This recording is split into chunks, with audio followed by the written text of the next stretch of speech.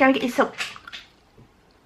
I literally just clapped and splashed drink in my eyeball.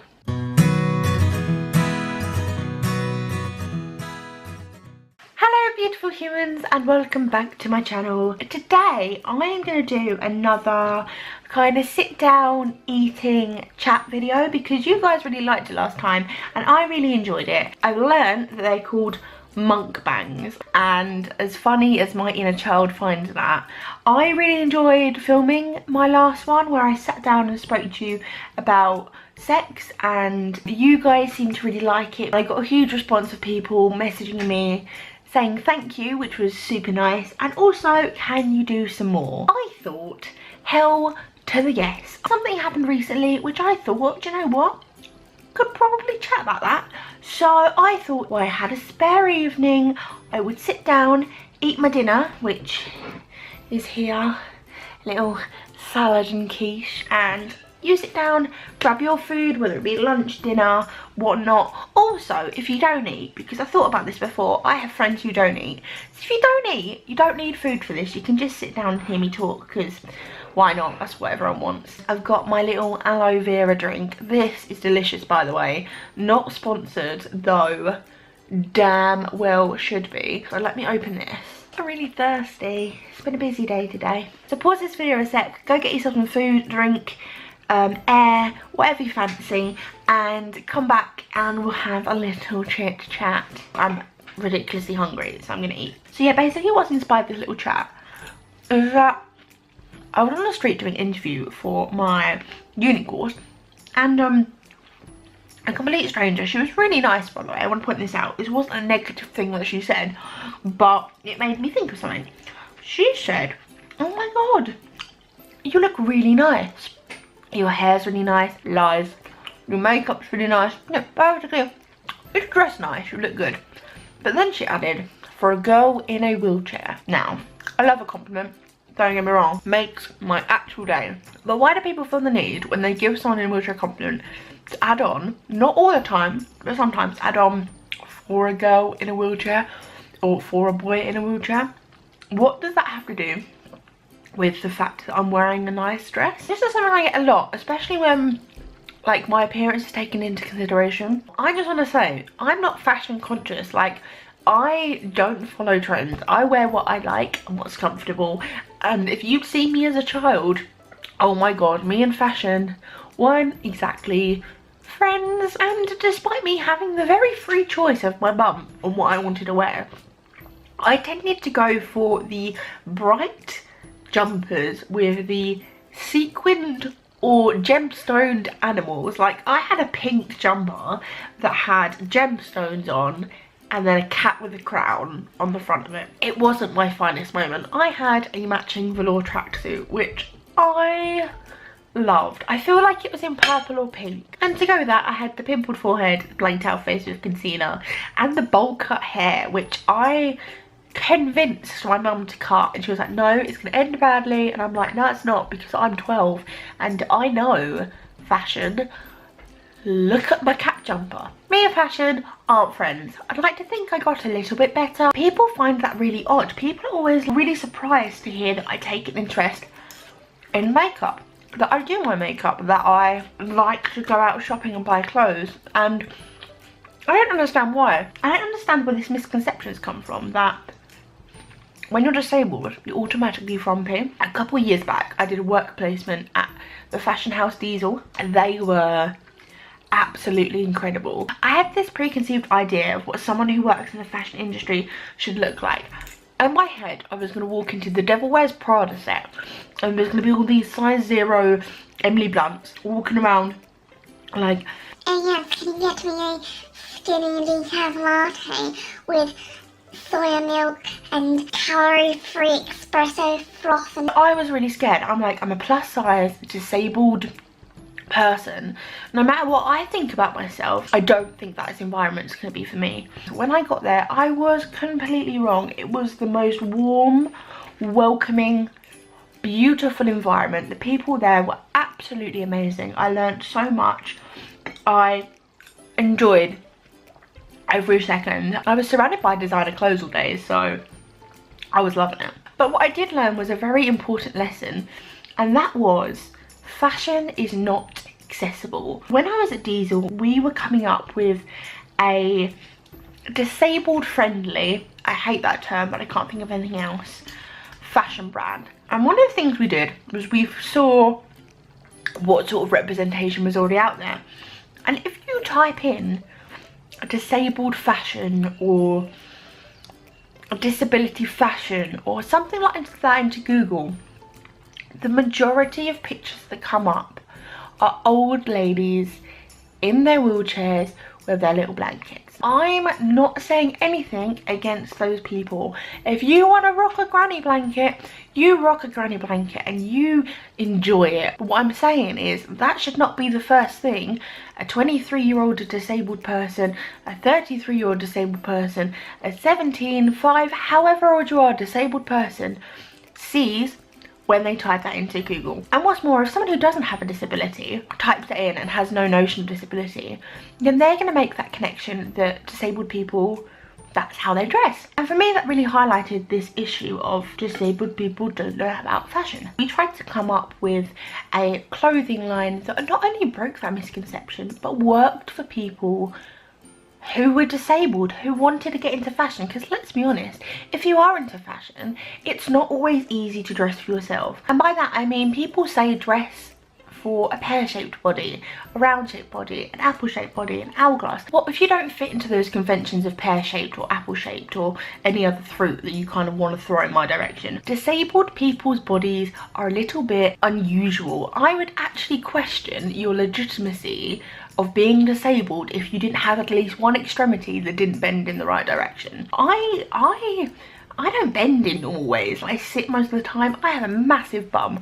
That is relevant to this thing, because where you sit down in a wheelchair, your bum, it just gets bloody huge. If we were to proportion my bum to like my body, I should be of a different ethnic background. Meaning jeans are a pain in the arse. Does fashion care about that? No. It's really, really difficult. Who actually knows if they're a pear or an apple or an orange or whatever? And then factor in all the little extras that you've got. Factor in the fact that you're encased by the biggest metal gargantuous cage that is possible, meaning that, you know, your A-line dress, that ain't gonna sit all nice and pretty like it does on Gigi Hadid. Oh no, no, no, they're gonna puff up like a poodle. And then what if you've got like a gastrostomy or a tracheostomy or a leg brace or a back brace or any other sort of brace? I have a friend, I love her so much. She is my sister, my best friend. I don't know why I'm praying, but she's everything. And she has a gastrostomy button. I know she won't mind me saying. So I probably should explain to you what a gastrostomy peg is. I've been told to call it peg because it makes more sense. A button kind of gives you the image of like pressing someone's button into their stomach, and it's not pretty. So I'm not going to explain this the best. I don't have one myself, so I'm going to explain it from what I know. But basically, a gastrostomy peg is a little device that gets surgically put into your stomach, and you have a little like port that comes to the surface of your skin. To that you attach a tube, and it's basically a way for people, if they can't swallow or if they have some sort of issue eating food, for them to eat food, for them to consume nutrients and water and sometimes alcohol. It's basically to bypass all this unnecessary and get the food from here to your stomach without this. So, this friend, we've been friends for a long time, and the amount of times we've been out in public and she's wanted to wear like a really pretty nice dress because we've gone to, I don't know, a nice day out at the theatre or a night out with our friends, or just something where you want to look pretty, and she's had to rethink it because she's got that dilemma of that undignified moment of having to hoik up your skirt to access your gastrostomy button to eat. And one of our friends got married a couple of years ago, and it was a hen do, and we were all very excited, and we went to a cocktail making class. Can I just say, if you want a hen do, do it, but don't have the cocktails before you eat, which is what we did because I don't remember getting home. My friend had never had alcohol before. She was like, do you know what? I want to get drunk. Problem is, there was only one way to do that, and that was through her gastrostomy peg. That's all well and good when you're wearing a t-shirt and you can whip it up. However, she was wearing a really pretty dress, just saying. Obviously, when you're putting alcohol directly into your stomach, you have to be slightly careful, and she was a little bit worried about her PAs doing it. As the secret alcoholic I am, I was more than happy to enable her to get pissed, and I will see you have the beauty of that moment, your first ever giggly drunk laugh. In fact, I think it was on the highlights of our friendship, so that was a plan. We'll just sneak off to a toilet. Nothing suspicious about two girls sneaking off to a toilet. The problem is, as too often with disabled toilets, this was not a disabled toilet big enough for two big ass wheelchairs. Being the resourceful human beings we are, we were like, let's just go to a corner. So we head over to the corner, and I'm just like, right, how do we do this? She was like, well, you might just, you're gonna have to kind of go under. That involved some going up of places you really shouldn't get that close to with your best friend. Putting my hand up a friend's skirt is not how I envisioned that evening going. People gave us very strange looks. People just kind of kept walking past going, and I was just like, yeah, don't worry, she's my friend. Yeah, it didn't look like she was my friend at all. The moral of the story is clothes just do not work for people who have bits, extra little bits. That's a real issue, I think. Clothes are like makeup. They're expression. They show who you are. Clothes are an expression of yourself, and if you can't use them functionally, then how are you meant to express yourself? You know what? This doesn't just come down to disabled people. This comes down to everyone. I would love, genuinely love, to know how people wear play suits. I own several. It's banging until you come to use the toilet. If somebody can tell me how to use the toilet in a play suit, can we meet up? Because we need to have a chat. They're meant to have these little like piss holes. How do you pee? You've kind of got to straddle, squat, hover and aim. I don't know if you've ever tried to aim with a vagina.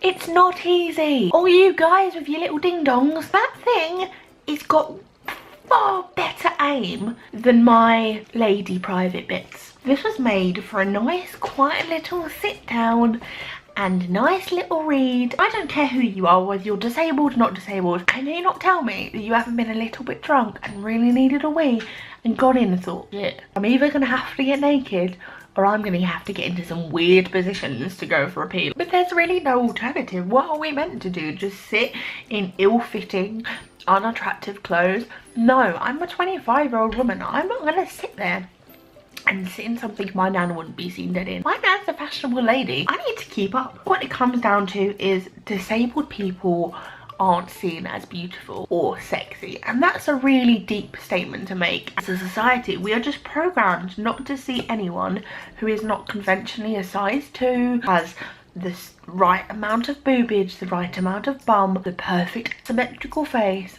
as beautiful. And that doesn't come down to disability, that comes down to anything that makes you even a little bit different. All the makeup artists and all the fashion bloggers that I follow online say how makeup and fashion is expression. How can one ideal express the values of so many people? Having one ideal is not being expressive. Being expressive is being different, it's being unique, is showing variations in everything. But yet we don't have an industry, or we're not creating an industry in our society that is reflective of the idea it's presenting. It's just baffling to me that an industry that is promoting free expression and creativity on the whole isn't creative with the types of people it includes. There are exceptions. I want to go back to Diesel, who I mentioned at the beginning. One of the first things I saw when I went into their building was a big canvas with loads of different models. A stereotypical model, English rose look. Alongside her they had a black model, a ginger model, an albino model. It was just so refreshing to see diversity. I'm gonna be honest, they they didn't have a disabled model. They didn't have a plus size model. But you know what? If we start just a little bit at a time, then maybe one day I will be on the cover of Vogue.